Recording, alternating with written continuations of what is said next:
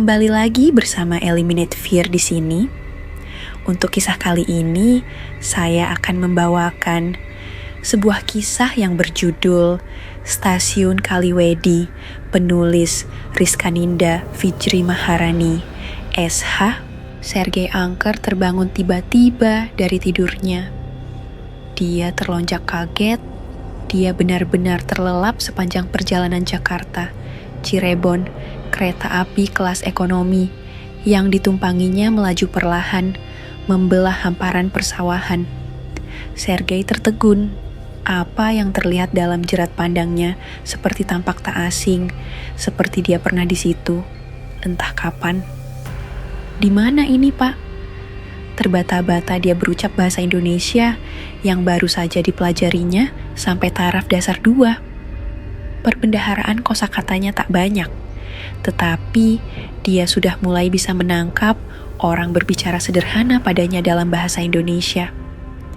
Lelaki tua yang tengah terkantuk-kantuk di depan tempatnya berada hanya melirik sekilas sebelum menjawab. Cirebon? Oh, saya terlambat.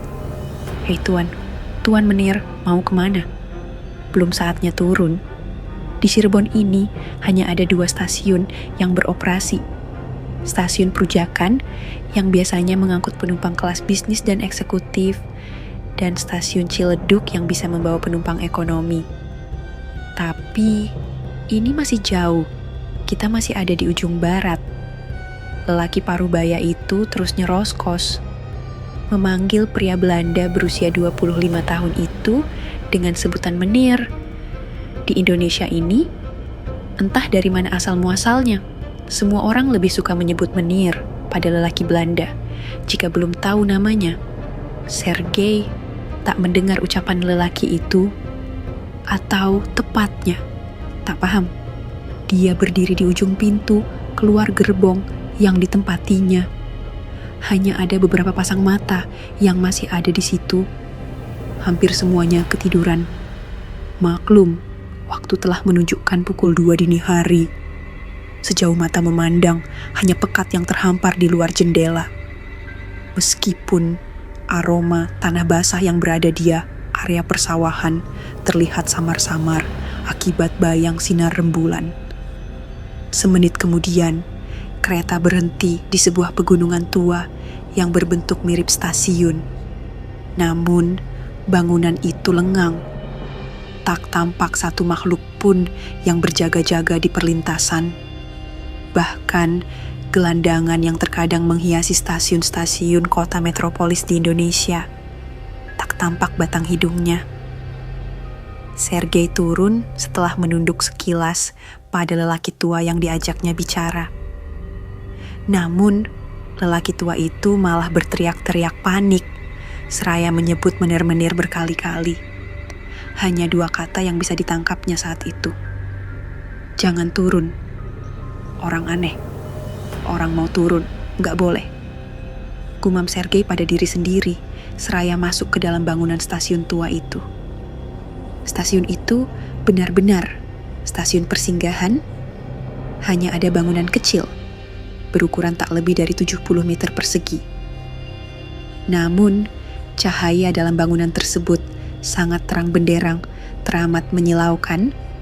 Seorang gadis sintal berambut panjang yang mengenakan pakaian tradisional Sunda tampak duduk anggun di depan mesin minuman dingin. "Hai, selamat malam," ujar Sergei.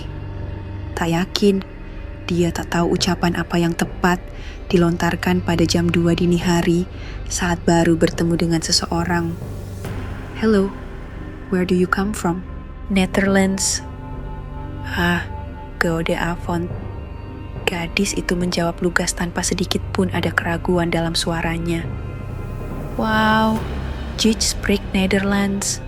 Sergei terlalu senang mendapati ada yang mengajaknya berbicara Belanda, sampai nyaris merobohkan pintu lemari es minuman dingin. Siti Zainab, gadis cantik berwajah bulat telur, beraroma Kamboja itu mengulurkan jemari. Sergei Angker. Zainab tertawa kencang. Suara tawanya entah mengapa membuat bulu kuduk Sergei meremang. mengingatkan pada suara tawa yang ada di film-film horor buatan Asia. Sergei terdiam, hanya memperhatikan Zainab sampai suara tawanya habis. Dia sama sekali tak menyela apa dan menggapa Zainab sampai tertawa sekencang itu. Maaf tuan, hanya saja angker. Dalam bahasa Indonesia itu angker, menakutkan. Kopi? Tawar Sergei sebelum mengambil minuman kaleng lagi dari dalam lemari pendingin. Teh aroma kenanga saja. Zainab menjawab tanpa merasa sungkan sedikit pun. Dia sudah terbiasa menghadapi orang Belanda. Ngomong-ngomong, kaos oblongmu bagus, buatan Belanda. Kau mau? Kalau mau, ambillah buatmu. Sergei benar-benar menawarkan kaos bercorak merah yang dipakainya. Dia baru saja hendak melepas kaitan baju itu dari raganya ketika Zainab buru-buru menolak. Suara ribut-ribut yang amat gaduh dari perlintasan kereta api dekat stasiun membuat Sergei terlonjak kaget dari tempatnya. Dia berdiri begitu saja. Rasa penasaran membuatnya lupa sesaat pada Zainab. Ditinggalkannya gadis itu seorang diri di stasiun yang benar-benar mati. Kecelakaan. Tanya Sergei ragu pada salah satu pemuda yang mengerubungi sesuatu. Ya, biasa. Dihantam kereta api saat motornya melaju dengan kecepatan tinggi. Sudah dibilang, kalau pulang dini hari, jangan lewat sini. Pemuda yang ditanya Sergei itu terus nyerocos tanpa melihat ke arah si yang punya suara. Fokus pandangnya masih diarahkan ke jenazah di bawah kaki. Jenazah milik seorang gadis berusia 20-an yang masih mengenakan pakaian tradisional Sunda. Sepertinya gadis itu baru pulang dari kegiatan menari atau nyinden nembang tradisional. Sergei akhirnya mau tidak mau ikut penasaran, mengarahkan pandangannya pada jenazah yang ada di bawah pijakannya. Soal rasa penasaran yang tinggi, Belanda 11-12 dengan Indonesia. Dia berlutut karena wajah sang jenazah tak terlalu terlihat jelas akibat sudah dimasukkan ke kantong mayat. Disingkapkan kantong plastik kuning menyala yang menutupi penuh bagian wajah gadis itu. Zainab, Siti Zainab. Para pemuda yang mengelilingi tempat itu sontak mundur mendadak, memberikan jeda ruang yang panjang baginya hanya dengan sesosok mayat itu. Wajah mereka semua tampak luar biasa ketakutan. Ada sekitar 6 atau 10 pemuda saat itu. Tak satu pun ekspresi di wajah mereka yang terlihat baik-baik saja. Namun, Sergei tak terlalu memperhatikan perubahan ekspresi wajah mereka. Juga warna muka yang sebagian besar pucat pasi, seperti habis dikejar hantu. Beberapa petugas polisi berseragam mengangkat jenazah itu, memasukkannya ke ambulan. Ingin rasanya Sergei ikut, tetapi kakinya sudah terlalu lunglai untuk berdiri. Bagaimana mungkin Siti Zainab yang semenit lalu baik-baik saja bersamanya, tiba-tiba berubah menjadi sesosok mayat. Sayup-sayup di kejauhan, azan subuh berkumandang. Meski tak banyak lalu lalang orang di tempat itu, tetapi suasana lebih hidup. Beberapa di antara mereka hilir mudik membawa sajadah dan mungkin hendak pergi ke masjid. Assalamualaikum. Suara itu berkali-kali diperdengarkan saat mereka melintas. Di perlintasan kereta api yang tak berpalang itu, entah siapa yang diajaknya bicara. Sergei berdiri. Yang tak tahu cara menjawab salam karena berbeda keyakinan, hanya terdiam, membisu di tempatnya. Seorang ustadz yang baru datang dari pengajian menepuk pundaknya hangat. Saudara, mau kemana? Mari saya antarkan. Sergei yang sudah seperti orang linglung, menurut saja waktu sang ustadz membawanya ke balai desa setempat. Dia sendiri tak tahu apa yang akan dikatakannya. Tadinya, dia kesini mau menemui seseorang teman. Namun, dia seakan lupa siapa yang hendak ditemuinya. Sergei? Ya, Tuhan. aku menunggumu 3 hari yang lalu di stasiun Perujakan semalaman. Karena kau tak ada juga, aku mencarimu hingga ke Ciledug. Kemana saja kamu?" Sergei hanya diam, dengan tatapan kosong di jerat pandangnya. Masih ada adegan itu. Saat Siti Zainab tertawa renyah, senang sekali menerima tawaran minuman darinya. Bahkan, Sergei tak sempat bertukar kata lebih banyak, selain lantunan nama masing-masing. "Pak Ustadz, ini teman internet saya dari Belanda. Biar sisanya, saya yang mengurus. Terima kasih sudah menemukan teman saya dan mengantarkannya dengan selamat." Pak Ustadz itu mengangguk sebelum berlalu. "Tunggu, Pak Ustadz. Bagaimana Bapak menemukannya?" "Ada laporan penduduk setempat. Katanya, pemuda ini sudah berdiam, terpekur di dekat lintasan kereta api di ujung sana selama 3 hari. Tadi pagi saya menjemputnya. Lintasan Kaliwedi yang dekat stasiun tua itu." Teman internet Sergei merasakan kengerian luar biasa di sekujur tubuhnya. Raganya gemetar hebat, seolah hendak dieksekusi mati. Ketika Ustadz itu mengangguk, teman internetnya itu buru-buru mengajak Sergei berlalu dari balai desa. Sejauh mungkin ingin menghilang dari area stasiun. "Berjanjilah padaku, kau tak akan kembali ke sana. Sergei, untung kau tak sempat ketemu kentrung budek." Tatapan Sergei masih nanar, entah kemana arahnya. Malam itu, Sergei kembali ke stasiun lagi. Rasa penasaran yang begitu tinggi membuatnya kembali ke bangunan tua nyaris roboh itu. "Cari siapa, Tuan Menir?" Kau seperti gelisah menunggu seseorang. Seorang pria gemuk tiba-tiba muncul di belakang punggungnya. Wajahnya bulat penuh dengan taburan bopeng-bopeng akibat terhantam jerawat menahun. Diperkirakan usianya sekitar 30-an. "Seorang gadis," katanya. "Dia mau menungguku di sini," kata Sergei.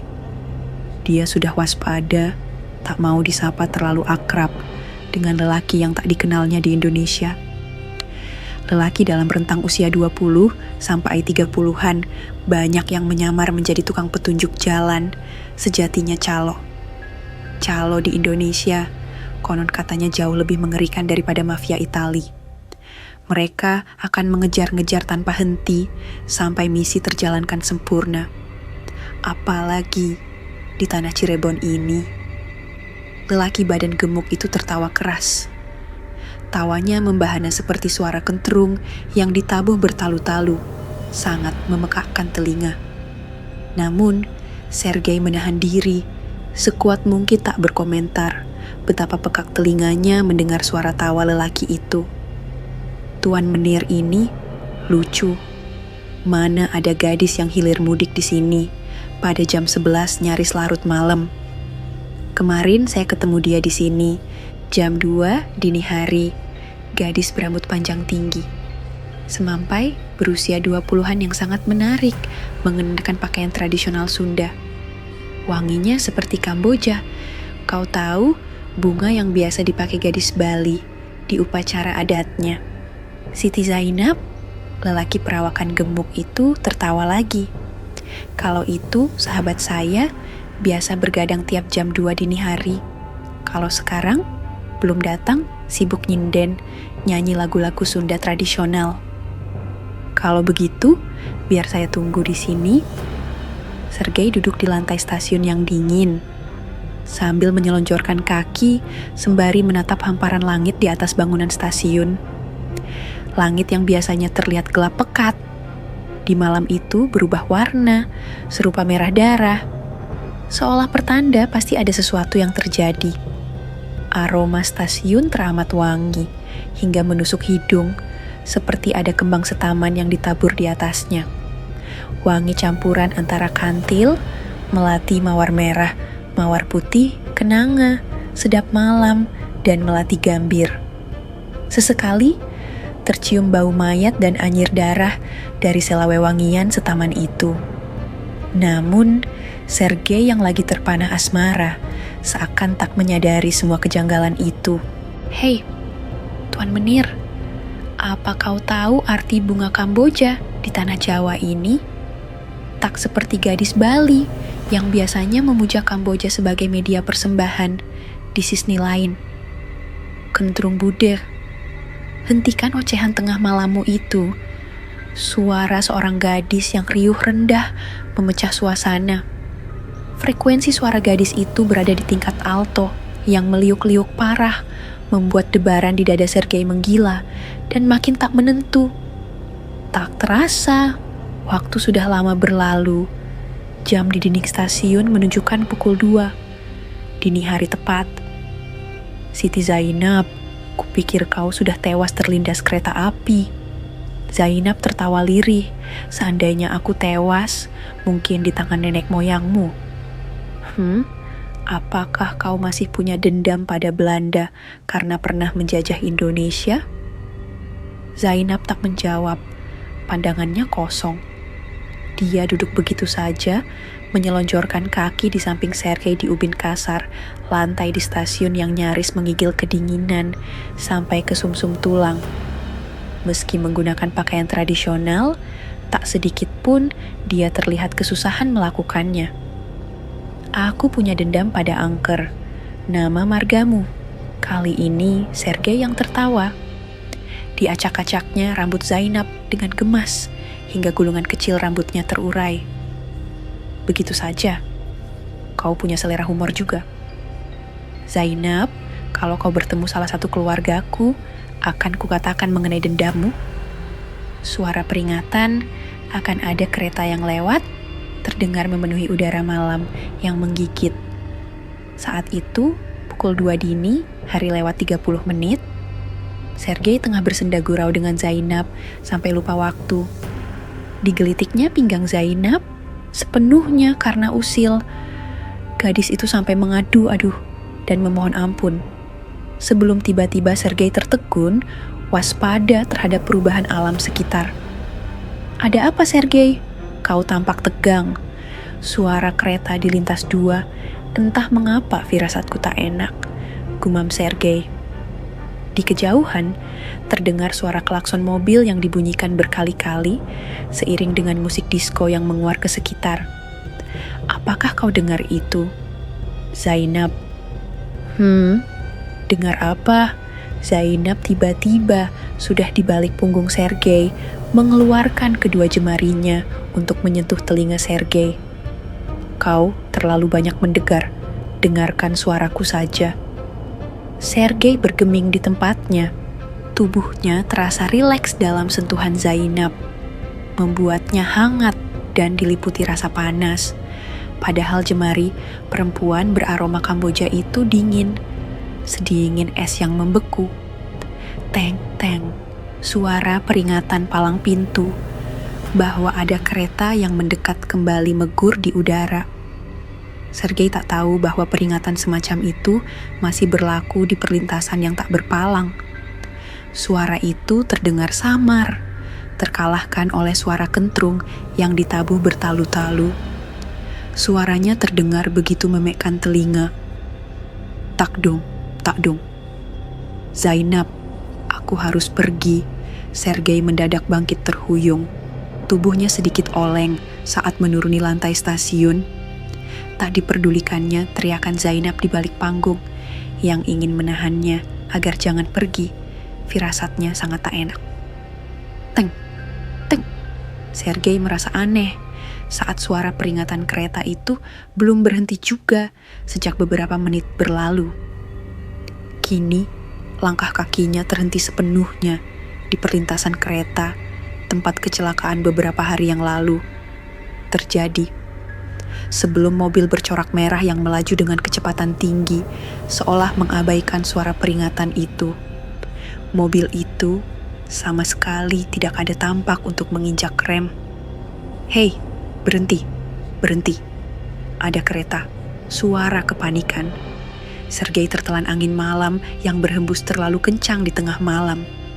Belum lagi, dari dalam mobil terdengar lantunan musik yang teramat keras seperti musik disko yang disetel di klub-klub malam. Mungkin yang punya mobil tak mendengar teriakan Sergei yang bercampur dengan hembusan angin malam. Tak, dung, tak, dung. Dari kejauhan, dilihatnya kentrung budek berdiri dekat perlintasan kereta sembari menabuh kentrung. Iramanya runcak sekali, seperti akan ada pertunjukan drum band di tengah malam. Sergei memandang, tak mengerti pada kebiasaan kentrung baj yang dinilainya tak biasa itu.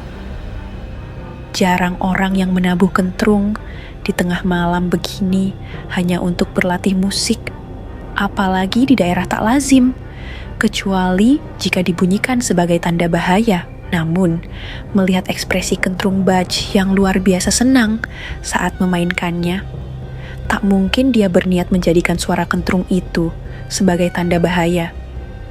Semua terjadi begitu cepat, tak sempat Sergei bernapas 2 kali ketika kecelakaan maut itu terjadi. Mobil itu tertahan di areal rel kereta. Tak bisa maju dan mundur karena bannya tergencet di antara lintasan rel. Sergei berlari hendak menolong. Ketika dari arah barat, terdengar suara mesin kereta yang teramat nyaring. "Hei, ayo keluar! Tinggalkan mobil kalian." Dia hanya bisa berteriak-teriak panik. Kereta Argo Jati itu terus melaju hingga menghantam mobil sepanjang 1 kilometer jauhnya. Mobil itu ringsek di sana, sini. Seiring dengan ringseknya, gema suara hati Sergei. Hatinya mencelos, harus menyaksikan kecelakaan maut itu tanpa ada upaya dari pihaknya untuk bisa menolong. Tak, dung, tak, dung. Kentrung Bude tak berhenti juga menabuh kentrungnya. "Sergei, apa yang kau lakukan di sini? Ayo, kita kembali ke stasiun." Zainab tiba di belakang punggungnya, menarik lengannya menjauh. Malam masih sepenuhnya gelap, fajar pun masih lama menyingsing. Hanya ada 1-2 manusia yang berdiri terkejut ke arah lokasi kecelakaan. Banyak dari mereka yang masih membandel saat melewati perlintasan ini. Dibilang suruh membunyikan klakson, ini malah menyalakan musik. Mana mobilnya merah, pakai outfit serba merah pula. Tak, dung, tak, dung. Kentrung budek makin keras menabuh alat musik pukulnya, meninggalkan kegamangan yang terlalu. Sergei heran, sekeras dan sepekak itu suara kentrung baj. Kedua insan yang menjadi saksi mata tragedi itu seperti tak peduli akan kehadirannya. Seolah kentrung budek hanya makhluk tak kasat mata di jerat retina mereka. "Hei, Sergei, kapan kau akan menikahiku? Apakah kau akan membawaku ke Belanda?" Malam itu, malam kesekian setelah kecelakaan maut yang menewaskan 5 orang itu terjadi. Lintasan 2, jadi tak bisa digunakan sementara waktu. Iya, nanti, dusta Sergei. Dia sama sekali tidak ada niat untuk membawa Zainab ke Belanda. Dia ingin hubungan terlarangnya dengan Zainab cukup sampai di Indonesia saja. Di Belanda, ada hati yang harus dijaga. Zainab mengusap peluh, ang bercucuran di wajah bulat telurnya sebelum bangkit dari lantai stasiun yang dingin. Di balik pilar stasiun yang lengang, mereka habis melepas peluh, merasakan malam pertama tanpa ikatan pernikahan. Dicondongkan tubuhnya, menelisik ke kedalaman mata Sergei. "Apa kau sungguh-sungguh dengan perkataanmu? Aku tak mau dibohongi lagi oleh seorang aker. Kenapa kau tak percaya?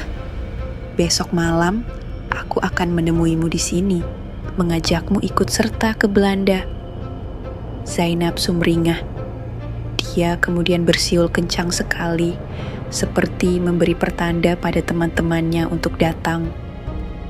"Selamat Zainab," seorang perempuan bergaun putih transparan yang penuh cemong di sana-sini mengawali pembicaraan. Dia datang sembari menggendong seorang bayi laki-laki. Seorang perempuan berbaju serba hitam yang menggandeng 2 orang anak kecil ikut mengucapkan selamat di latar belakang. ada aksesoris semacam tanduk banteng nan besar yang dikenakan di atas kepalanya. Sergei, ini semua keluargaku. Ini jurik jarian, bibiku. Yang ini Sandekala, keponakanku. Zainab memperkenalkan perempuan yang baru saja tiba. Pandangan Sergei langsung beralih menuju ke pintu masuk stasiun. Ada seorang wanita lain yang terlihat basah kuyup, seperti habis terhantam banjir semusim.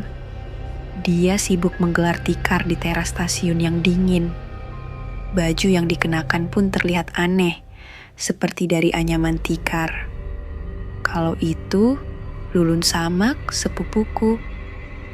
Beberapa sosok makhluk lain datang berikutnya, hingga puluhan orang, entah datang dari mana. Mereka tampak berjejalan, mengisi bangunan stasiun, memasang dekor berisi balon dan pita-pita. Ada yang menghias kuade, seolah akan ada yang menjadi pengantin sesungguhnya di malam itu. Beberapa lainnya, terutama anak-anak kecil dan para remaja tanggung, hanya berlompatan, seakan senang dengan kabar bahagia itu. Tak, dung, tak, dung. Kentrung ditabuh bertalu-talu kembali di malam itu. Kentrung budek memimpin jalannya upacara penyambutan Sergei ke keluarga besar Zainab. Diiringi alat musik lain, seperti seruling dan gamelan Sunda. Suara seruling yang biasanya terdengar merdu hingga ke pelosok negeri, kala itu terdengar mencekam, menghantar hawa dini hari yang dingin menjadi semakin menggigil. Alunan gamelan Sunda yang didentangkan bertalu-talu menambah kesan mistis dan aroma magis di tempat itu. Tak ada kecelakaan lagi yang terjadi di malam itu. Malam sekian periode menjadi tentram, terlalu hening bahkan untuk sebuah stasiun yang senyap. Namun, entah mengapa, Sergei merinding. Bulu kuduknya meremang untuk pertama kalinya sejak dia menginjakkan kaki di stasiun. Hari berikutnya, Sergei berangkat ke Jakarta dengan kereta terakhir di malam itu. Dia berangkat dari stasiun Ciledug yang terletak di bagian timur Cirebon. Pesawatnya ke Belanda akan lepas landas pada penerbangan pertama esok harinya. Sergei tertegun di bangkunya di dalam kereta, menatap langit di luar jendela. Rembulan malam itu terlihat lebih terang daripada saat dia pertama kali menginjakkan kaki di Cirebon, bulat dan sempurna. Namun, entah mengapa bulan purnama kali itu seperti berbeda dari biasanya, terlalu merah dan pekat, seolah ada keanehan alam yang terjadi.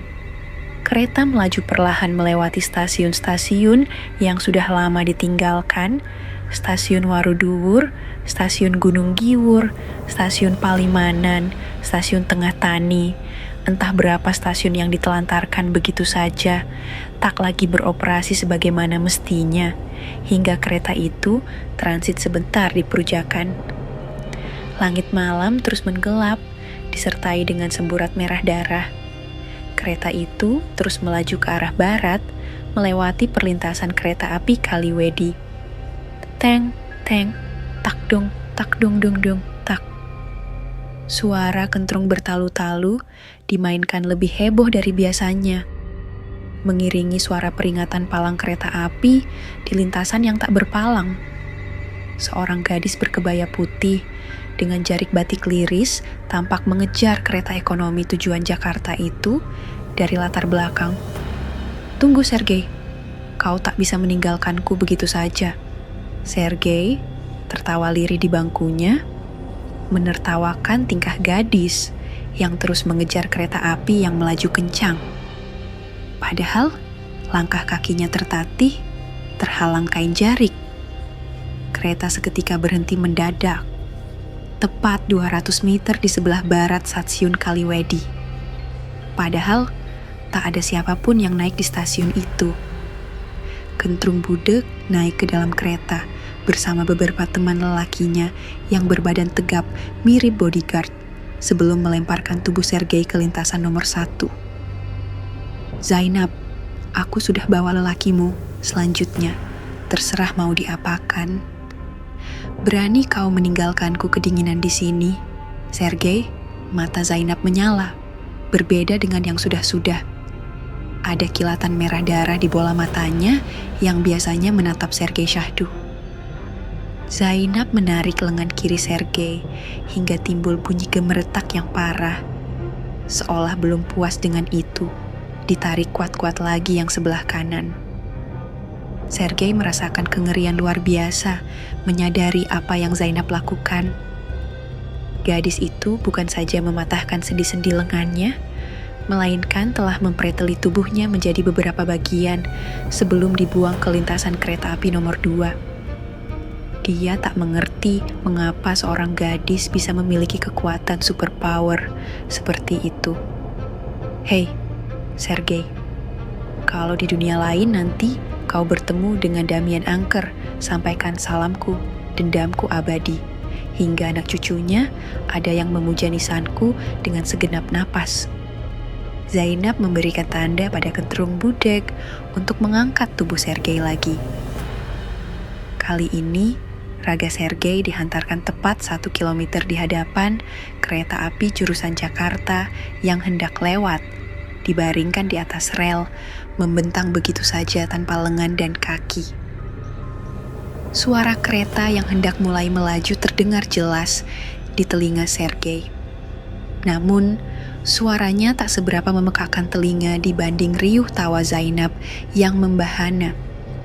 Dia tampak bahagia menyaksikan kengerian yang terlihat di wajah Sergei. Selamat jalan, Sergei. Teng, teng, tak dung, dung, tak. Kereta itu tepat melaju ke arah Sergei dengan kecepatan tinggi.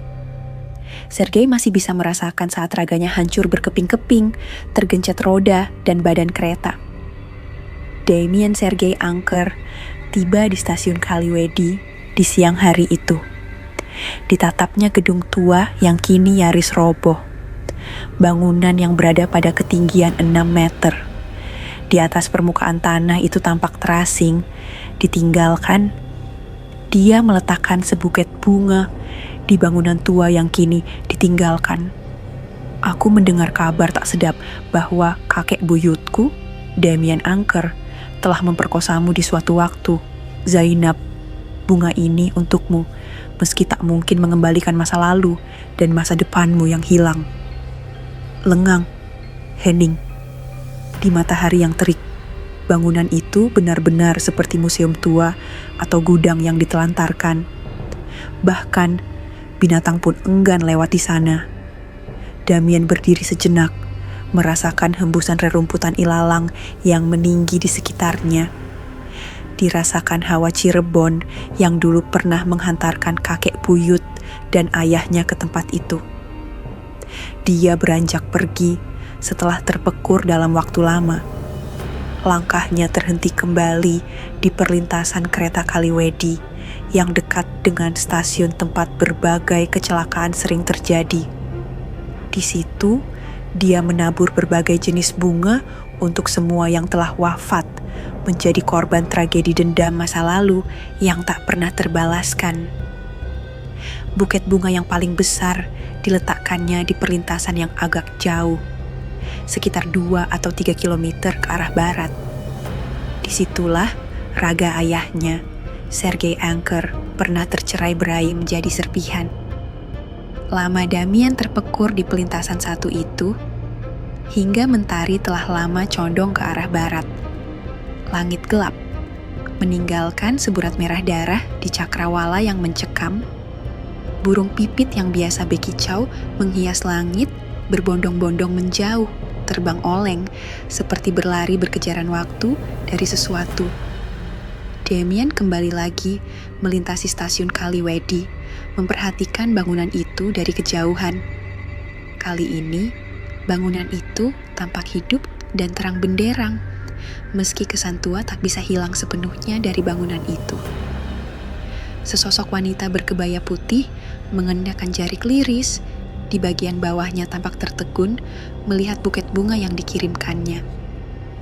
Dari siap, seorang lelaki berbadan gemuk yang wajahnya bopeng-bopeng terkena serangan jerawat bertanya dari balik pilar. Damien, Sergei. Wanita itu berdesis lirih sebelum menoleh ke arah Damien yang menatapnya dari kejauhan. Assalamualaikum. Damien yang telah memeluk Islam dan menjadi mu'alaf menunduk sebentar, tersenyum pada makhluk-makhluk tak kasat mata itu. Sergei, Zainab terperangah mendapati sosok yang wajahnya bak pinang dibelah dua dengan Sergei di suatu masa ada di hadapannya. Namun, saat langkah-langkah kakinya mendekat, lelaki muda itu mengibaskan tangan ke depan. Di jemarinya, seuntai tasbih tergenggam, dari bibirnya terlantun gema ayat suci. Teng, teng, tak dong. Stasiun Kaliwedi masih menghantar korban demi korban kecelakaan tragis dan mengerikan hingga detik-detik ini.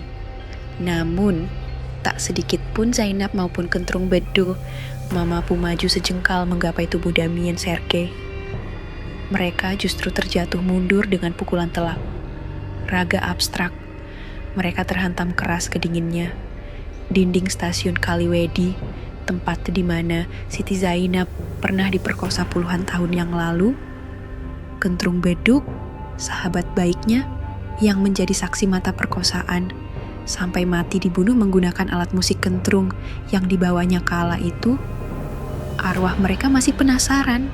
Bahkan hingga tahun 2023 terus bergulir ke penghujung waktu. Sekian untuk kisah kali ini. Terima kasih sudah mengikuti cerita ini dari awal sampai akhir. Kita ketemu lagi di cerita selanjutnya. Dan buat kalian yang baru bergabung, jangan lupa untuk like, share, komen, dan subscribe channel ini. Dan nantikan cerita horor lainnya hanya di Eliminate Fear.